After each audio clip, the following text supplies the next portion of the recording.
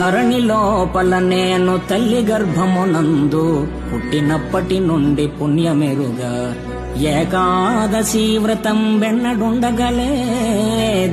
తీర్థయాత్రలకైన తిరుగలేదు, పారమార్థికమైన పనులు చేయగలేదు, భిక్ష మొక్కనికైనా పెట్టలేదు, జ్ఞానవంతులకైనా పూని మ్రొక్కగలేదు, ఇతర దానములైన ఇయ్యలేదు.